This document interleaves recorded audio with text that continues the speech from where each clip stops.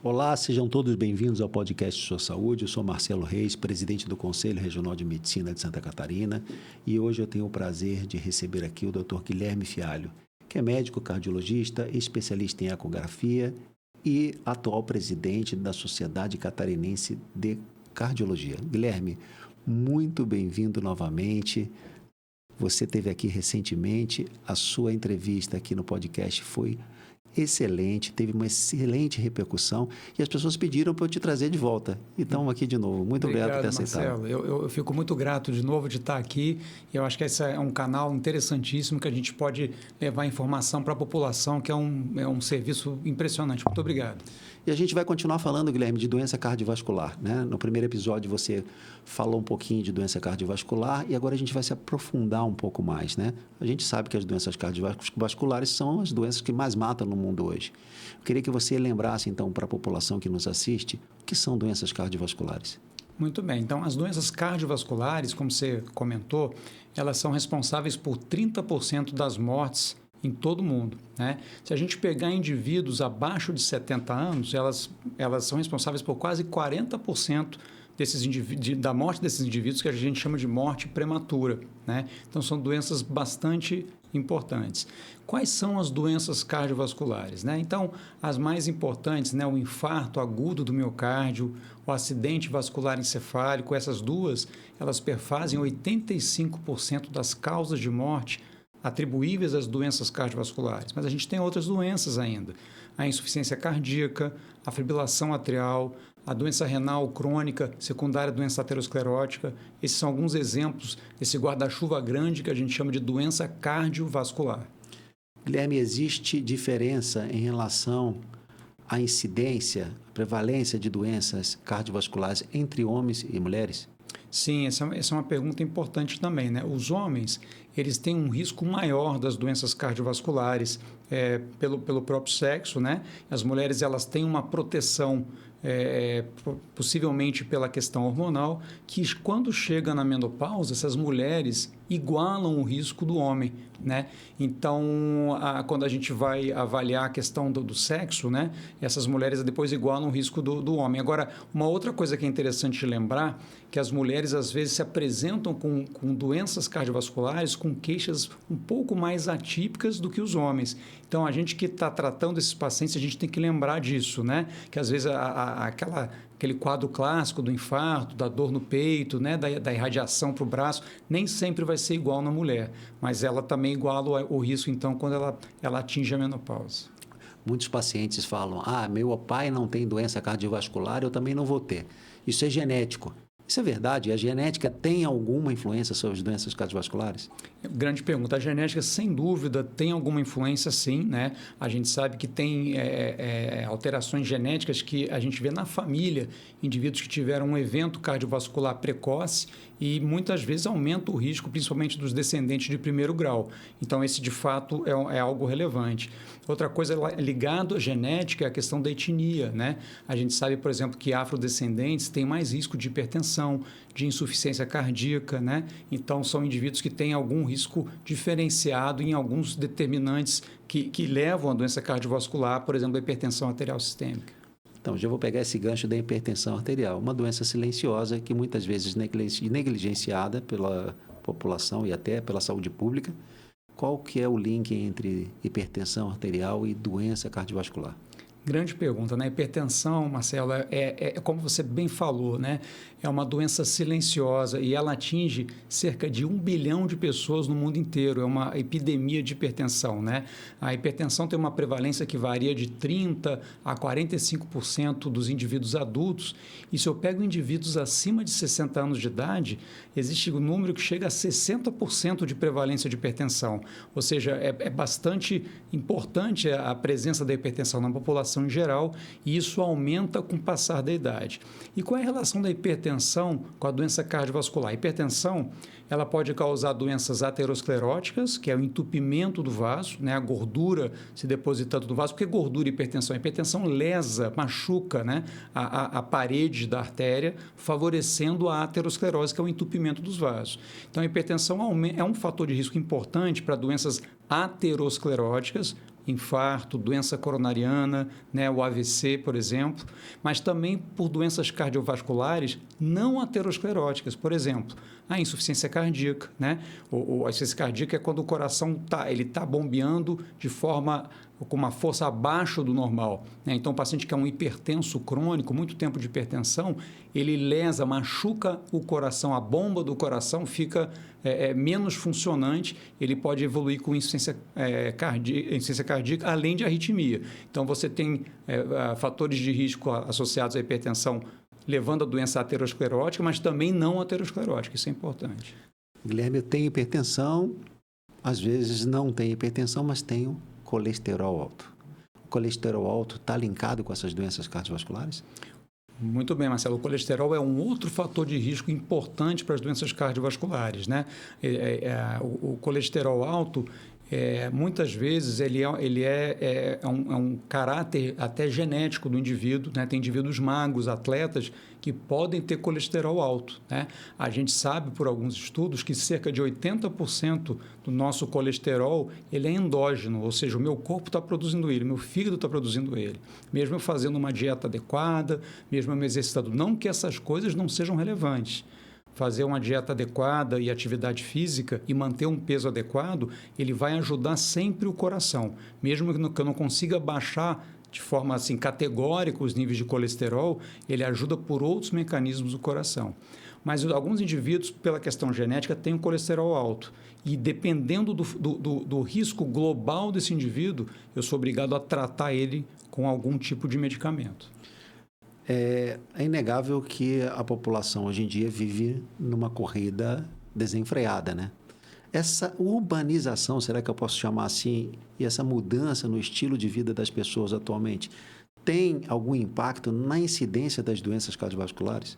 Grande pergunta. A urbanização, ela sim tem um impacto, né, por vários motivos, né? A urbanização, ela acabou modificando um pouco o nosso estilo, um pouco não, bastante o nosso estilo de vida, né? A gente hoje faz muito menos atividade física do que a gente fazia, né, no passado. A gente come de forma errada, a gente não tem tempo, come qualquer coisa, come rápido, né? O nosso peso está acima do que seria o adequado, justamente consequência de uma dieta inadequada e de pouco exercício físico, né? Para você ter uma ideia, menos de 10% das pessoas atingem o nível de atividade física recomendada pela Organização Mundial de Saúde. É muito pouco, né? Então, isso aí é uma epidemia, o sedentarismo. Então, a gente tem que tomar bastante cuidado com isso. E a urbanização, além dessa questão da alimentação, do peso, né? da dieta, a gente tem a questão da poluição, que hoje também é um fator de risco importante. A gente está aprendendo que tanto poluição atmosférica, mas também sonora, ela pode influenciar o coração, então isso é relevante. E o estresse, né? Talvez o estresse seja um grande fator de risco que a gente, por muito tempo, né, talvez não abordou tanto, porque a gente não sabia como abordar o estresse e nem como é que era essa correlação entre estresse e coração. Hoje a gente tem estudos muito interessantes, mecanísticos, né, que mostram direitinho o estresse, as vias lá no cérebro que chegam até o coração, né, de uma maneira nociva ao coração. Então, a gente consegue, de uma forma muito mais concreta, fazer esse link entre alterações psicológicas, psiquiátricas, estresse e doenças cardiovasculares. Guilherme, na prática, como é que a gente pode intervir para diminuir, para reduzir a prevalência dessas doenças cardiovasculares, seja através de programas de saúde pública ou individuais? Marcelo, eu acho que essa é a grande pergunta. Assim, eu acho que a educação ainda, ao meu ver, a educação da população é a nossa maior ferramenta, né? A educação, ela vai nos fazer entender que eu tenho que mudar o meu estilo de vida, que eu brinco que tomar remédio é fácil, né? A gente prescreve um remédio, a pessoa toma, isso não é tão difícil assim, apesar que existem problemas de adesão, a gente sabe disso. Mas a questão de mudança de estilo de vida, esse é o grande desafio. E isso a gente tem que fazer sempre com os nossos pacientes no consultório, a gente tem que fazer em programas de saúde, né, pública, seja com campanhas, cartazes, né, a alteração de taxas, por exemplo, no tabagismo, como como a gente teve um caso de sucesso, né? Com as leis que fizeram o fumante ter mais dificuldade, né? Ou seja por preço, seja por local para fumar. Então, tudo isso é interessante. A quantidade de sal na comida, isso é uma coisa super relevante. O brasileiro come em torno de 13 gramas de sal por dia, quando a recomendação é 5. Então, isso é saúde pública. A gente tem que melhorar a discriminação desses dados, né, nas embalagens do alimento. A gente tem que educar as pessoas a saberem ler isso, né? Então, acho que a educação é o primeiro grande foco. Além disso, essas políticas públicas com essas leis diferenciadas, taxações, eu acho que isso também pode ser bastante interessante. Um programa legal que eu gosto de falar é que a gente está tentando trazer isso para a nossa sociedade, é a questão da educação na escola, né, que é justamente levar essas informações para as crianças, para que elas, desde de pequena idade, já comecem a ter alguma noção do que é o colesterol, o que é a pressão, por que eu tenho que comer direito, por que eu tenho que fazer atividade física, por que eu não devo fumar, né? Então, para ela, desde criança, já ter essa educação, esse ensinamento. Isso é muito importante, porque isso vai trazer uma nova geração com uma nova conscientização dessas doenças. Eu queria falar um pouquinho com você sobre tecnologia. De que maneira você acha que a tecnologia existente hoje pode ajudar a monitorar e até controlar essas doenças cardiovasculares?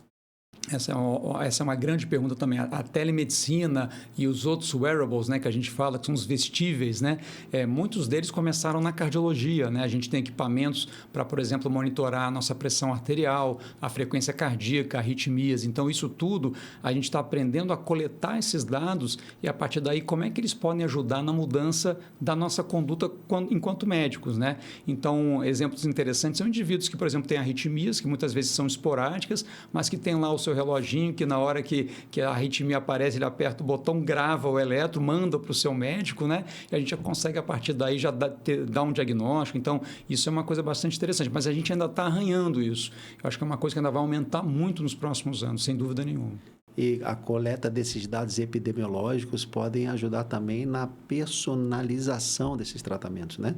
Exatamente. A gente, quanto mais informação a gente tem, a gente vai mudar provavelmente no futuro a nossa forma de encarar e de cuidar desses pacientes, né? Porque a gente vai ter tanta informação, eu vou saber do sono do meu paciente, vou saber o que ele comeu, vou saber quantos passos ele deu naquele dia, vou saber como é que está a frequência cardíaca dele depois que ele bebeu álcool, né? Então, eu vou ter tanto dado que isso vai mudar, vai personalizar, sem dúvida nenhuma, um pouco mais a nossa medicina.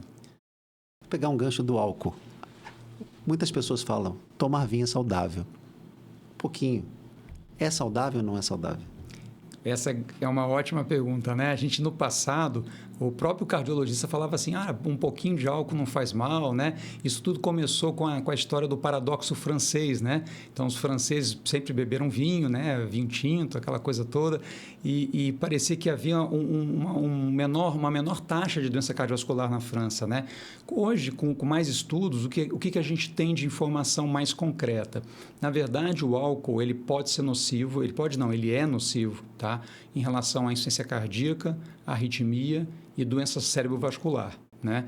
Ela talvez possa o uso em pouco a moderada quantidade, que dá em torno de 100 gramas dia, seria uma cerveja por dia, e não pode juntar no final de semana, é uma por dia, tem que ser dose homeopática. E talvez essa dose menor poderia reduzir as doenças coronarianas, talvez, mas eu ganho talvez aqui, mas eu perco com certeza em arritmia, AVC e insuficiência cardíaca. Então, se a gente hoje tem um paciente que não bebe, a gente fala assim, continua sem beber. Se o paciente bebe, eu falo assim, então beba pouco. Beba pouco. Essa é a orientação. Beba com moderação. Com moderação. Guilherme, foi muito bom conversar contigo de novo. Muito obrigado por ter retornado aqui ao podcast. Tenho certeza que foi muito elucidativo para quem nos escuta. Eu já queria deixar aqui meu agradecimento e dizer para você que você é nosso convidado permanente aqui no podcast. Muito obrigado. Marcelo, eu que agradeço, porque eu acho que esse trabalho é fundamental, né? Trazer essa informação para as pessoas. Eu acho que isso é uma maneira que a gente sai um pouquinho do consultório, sai um pouquinho do meio acadêmico, e a gente consegue realmente trazer a medicina para onde ela tem que estar, que é com a população. Então, eu que te agradeço a oportunidade de falar aqui. Obrigado. Muito obrigado. Então, agradeço a todos que ficaram com a gente até agora e até o próximo episódio do podcast Sua Saúde. Obrigado, Guilherme. Obrigado, Marcelo.